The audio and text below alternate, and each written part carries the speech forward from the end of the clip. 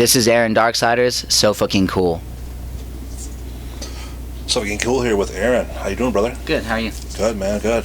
So the tour's just about to wrap up, and how's it been treating you so far? Oh, it's been great. It's like, it's honestly been a lot better than I expected as far as like the crowd goes, because I'm not doing the same thing as all the other bands are kind of doing. It's like the DJ thing's a little bit different. But I mean, coming into it, was like friends with Joe and like Andy and everybody from Comic Christ and stuff, and then I met their crew, and it's been great. It's like almost like a family, you know. Everybody treats me real well. Very cool, very cool.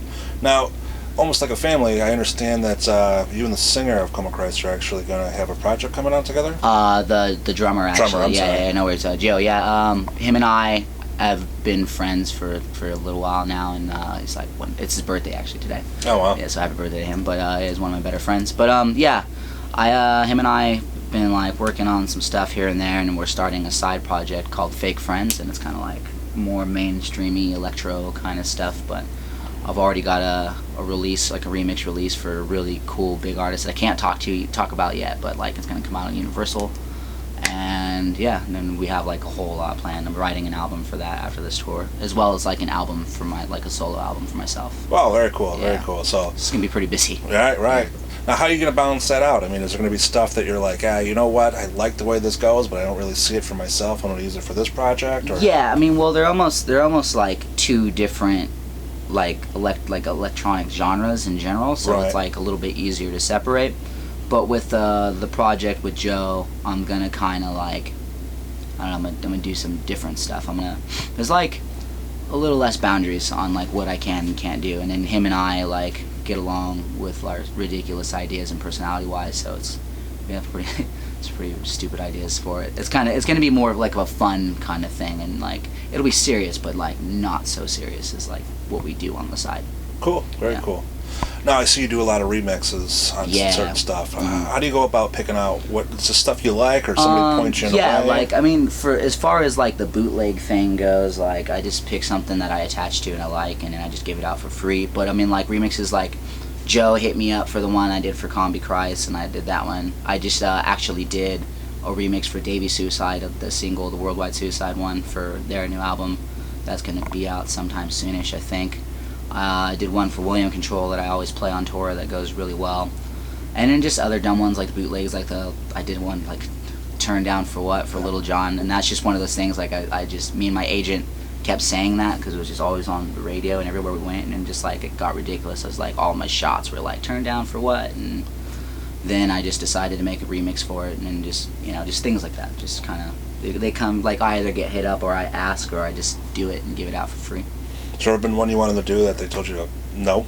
No. I've never had that, you know what I mean? Like, and if they did, I would just rip it off and get it out for free, and I'll sell it anyway, so I don't really care. That's cool. Now, being a DJ this day and age, it's got to be a little bit harder than most people think. I mean, the sad part is any celebrity can go ahead and say they're a DJ. You know what I mean? That is kind of like, it's like a really saturated industry now. Mm-hmm. I've been doing it since I started when I was like 15 maybe, you know, like just scratching into it. Like I started when vinyl was still like the only thing, you know, like there was like the CDJ thing was kind of like picking up, but the technology wasn't that great, so like I like really learned how to do it, you know, like the beat matching by ear and all that kind of stuff, and then just, you know, I've been a musician for like a lot longer than, you know what I mean, like I've played drums in punk rock bands and sang in metal bands and did like industrial stuff on the side and whatnot, so like the DJ thing, like already having like a musical background kind of picked up a little faster for me. But it's like the technology makes it a little bit too easy for some people, you know what I mean? Yeah, but for sure. But I still don't really like that, you know, like I'm not really into the laptop thing on stage, and like I still like beat match by ear, and like I never really plan exactly how a set's gonna go, you know what I mean? Because like I like to read the crowd. If something's not working, then I'm gonna change it, you know what I mean? I'm not gonna continue to keep going, and like it's all about the crowd, you know. So yeah, definitely. You want to keep them going, so yeah, just it's hard, but at the same time, like if you work hard enough and you're really real, then you'll get put out there. You'll be fine. Now, one thing you mentioned is that you're not using a laptop really, and that's what I like. You know what I mean? I mean, I see some of these shows you go to it, and some of them are worldwide DJs. Yeah. And they're fucking you know they're just pushing play, dude. You know what I mean? Yeah, there's nothing going on. There's a beat scene. There's beat match buttons, but there's sync buttons. But no, I don't do that. I couldn't do that, honestly. That's like not my deal. The only thing I'd ever really use a computer for is like what Joe and I have like also is for, but it's like different thing. It's like live, you know, like completely live, or like I have, you know, like an Ableton file of like a whole live project, and I'm playing everything live, and that's just my sounds, you know. Right. It's still not going to be in front of me.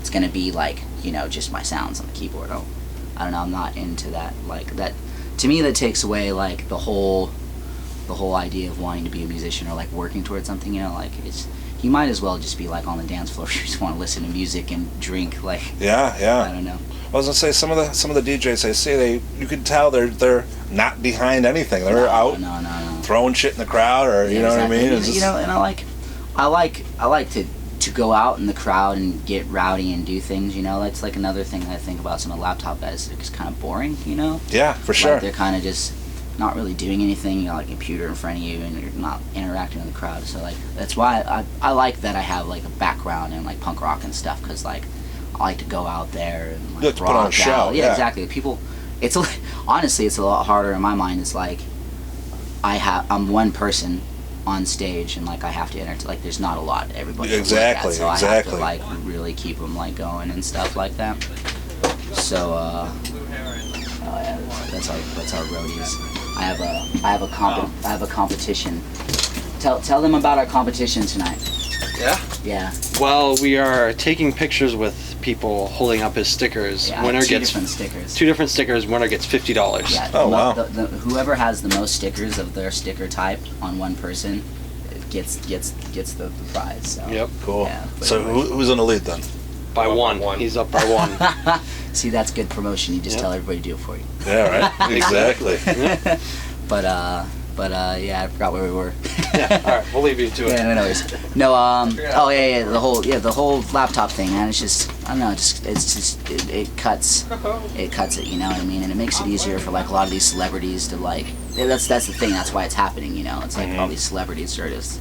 They have the connections to play wherever they want to play. Just the laptop does the skill part for them, so it doesn't really fucking matter. Right. Yeah. Well, I mean that's the part that's got to kill you. You know what I mean? Fucking Paris Hilton could say, hey. Oh, she makes like, was it $300,000 an hour or something stupid? You know? So, yeah. Yeah, I don't know. And then for someone like you, you're actually putting in the work and fucking, you know what I mean? Yeah, exactly. You know, I've been doing this for a while. I mean, I've been doing the Darksiderz project for at least 4 years or something. I'm 24 now. I've been DJing since I was like 14, 15. So.